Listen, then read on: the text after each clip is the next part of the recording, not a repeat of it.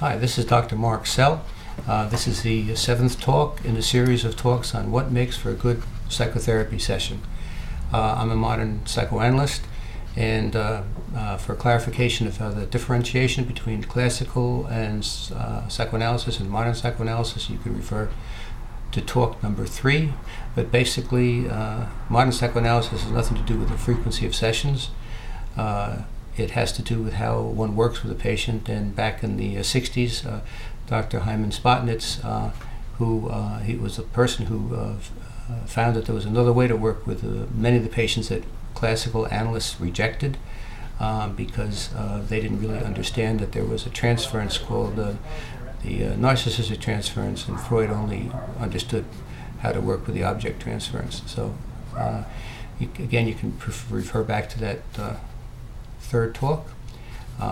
Again, my name is Mark Sehl, and I want to thank Dr. Jerry Lucas and Dr. Marie Lucas for serving as my mentors in learning about psychoanalysis. Dr. Lucas studied for many years with Dr. Spotnitz. And I'd like to thank also the Transference Resistance group that really helped me have the courage to speak my mind in a group. And I was just thinking about the talk I just did on silence and how movement is so important. And I was just thinking about the dance that they had at CMPS that rocked, and it was very nice to dance at that Christmas party. So tonight we're going to talk about the following the contact function. I'm going to read you something about what Spotnitz says about the contact function in the red book. I'm going to hold it up here. I don't know if you can see it. His book is called Modern Psychoanalysis of the Schizophrenic Patient. And it's a very valuable book. It contains a lot of good information about how to work with people who are all sorts of people. It's not just schizophrenia. I think we're all schizophrenic in bit and borderline and neurotic and schizoid. I think we carry that potential in all of us. I never liked those diagnostic labels because they seem to put people in categories, and some people say, well, it's not us that we're sick, it's them out there, and those are sick are all in institutions. Well, it's not true. So I'll stand firm on that we're all carrying the same load. It's just that different stressors will affect us at different times in our life, and we're vulnerable to anything. So I like that. It's a nice human thing, the way to think about people. But Dr. Spotnitz in this book talks about contact function, and he says, in addition, the analyst responds to the patient's contact functioning. That is, his occasional verbal attempts to gratify an immediate need for words from the analyst. This might be equated with the infant's struggling attempt to make contact with the distant, preoccupied mother, a kind of loss known at times to us all. And I certainly can identify with that. My mother was rather withdrawn. And another thing he goes on to say is, I wouldn't say rather, I would say very. The effect of such communications, in essence, brief verbal feedings on a self-demanding schedule, is to minimize the amount of frustration, tension to which the patient is exposed while lying on the couch and talking. The purpose of the analyst's interventions is to create a relatively tension-free atmosphere in the session in which the patient, feeling comfortable and at ease, goes on to talk. So what we're doing is trying to facilitate the ease of communication, which is what this therapy is all about, and also working through the resistance to resolving the blocks towards communication. Our goal is in the paper, contact function of the ego, its role in the therapy of the narcissistic patient, has a statement about the communication and the contact function. It follows that contact functioning serves simultaneously as a resistance to progressive communication and as a vehicle for direct verbal communication with the analyst. Both forms of communication helps promote the patient's emotional growth. So it's as if there are two functions. One is a resistance, but it also is a form of communication. It's like transference, the concept of transference. Transference helps us learn about a patient, learn a lot about a patient and their development and their early life development. and as that life continues to develop along the years, and also it serves as a block towards communication, because the person is trying to wrest what they didn't get from the analyst, wrest what they didn't receive emotionally, rather than remember the terrible pain that they had when they didn't receive enough love and instead got abuse and neglect and indifference. So these concepts have different meanings.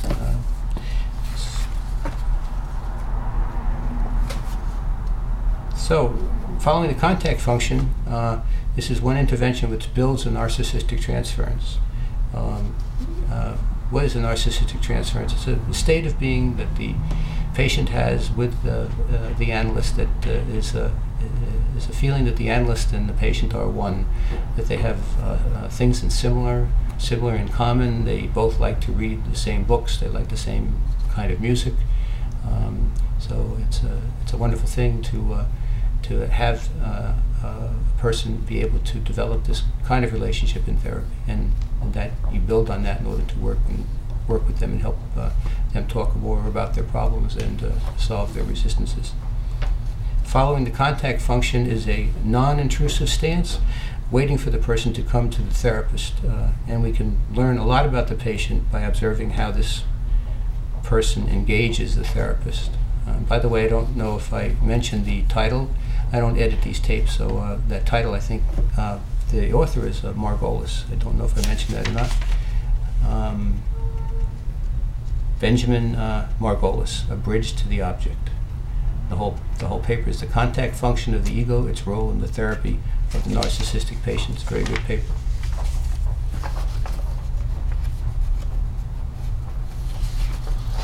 I mentioned in the second talk, in the first talk, a patient that I worked with for some time, and in terms of the waiting for the contact function, one day I was I met him in the morning, and we used to meet early in the morning, 7 o'clock, and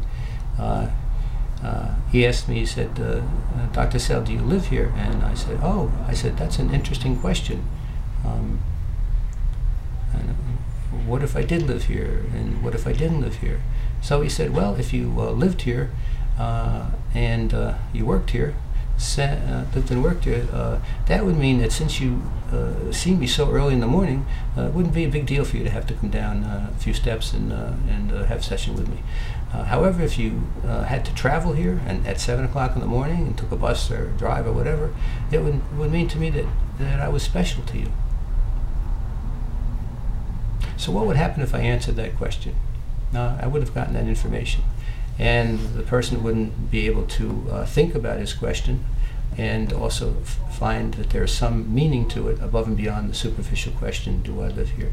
And that's what we're always trying to do with the patients. We're trying to, instead of answering their questions, we're trying to, it's a little late in the night tonight, instead of answering their questions, we're trying to help them verbalize what's underlying their questions, and not in a direct way, but they'll get to it eventually, like my patient did, in wanting to feel special, and certainly that was understandable since he didn't feel special as a child at all.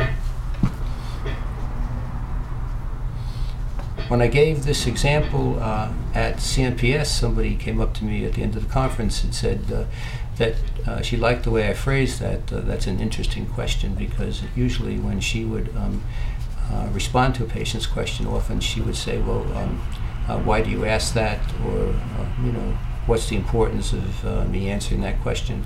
And she said that in that way, the way you asked it, it doesn't put the patient on the defensive, like they've done something wrong by asking the question. So that was very nice to hear from that person. That was from the Center for Modern Psychoanalytic Studies, the conference that they had about 6 months ago or a year ago. What about the more withdrawn patient that is not so verbal, and it's like you have this feeling that you don't even exist in the room? And many times this will instill quite a countertransference in the therapist, because it's not a very good feeling to feel like you don't exist, and you have to work very hard to understand that feeling and not be annoyed at the patient because of it, because it's really the patient's not creating that. It's your response to their inability to be in the room, and you need to wait. I work with a woman, I think this is in the first or second talk, actually it's the fourth talk, and she was extremely depressed, and there wasn't any contact with me, and we sat for many, many months with her depression, and I began to think that I was very depressed. Now, I wasn't in a depressed state at that time, and so as far as I remember, but it felt the weight of her depression was so strong, and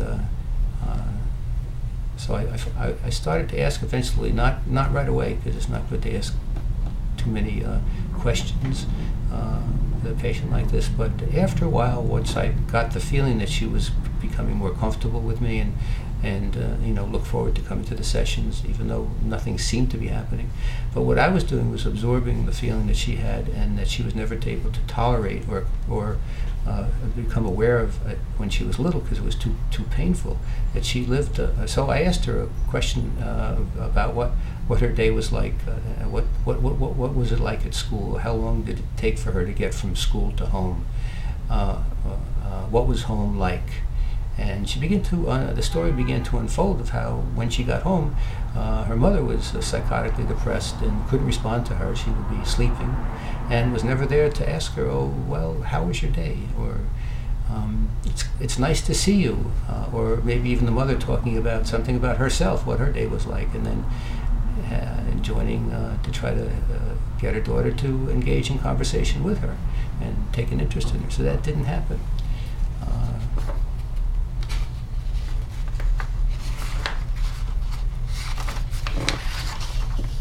I worked with her for quite some time and saved her from, I don't mean save her by grandiose rescue fantasies that I have, but I did really save her because she saw a number of therapists before she saw me, and attempted to suicide many times, and also was given shock treatments many times. So that was her therapy, and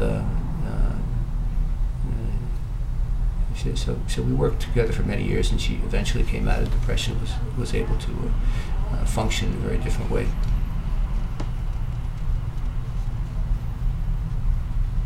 A lot of questions that patients will ask us that we can try to figure out a way to respond to them without having to answer their questions, like, what degree do you have? I might ask them, well, what degree should I have in order to work best with you? Or Dr. Marie Lucas sometimes would say, or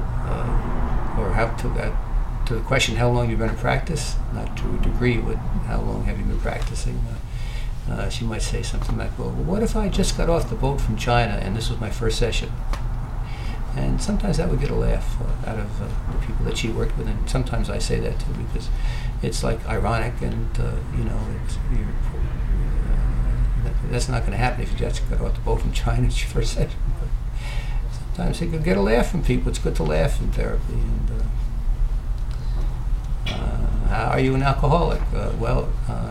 That's an interesting question. What difference would it make if I was an alcoholic treating you versus if I wasn't an alcoholic? Well, you'd understand me more if you were an alcoholic. I said, well, have you ever met someone, a professional who was an alcoholic, and you wouldn't want to have anything to do with?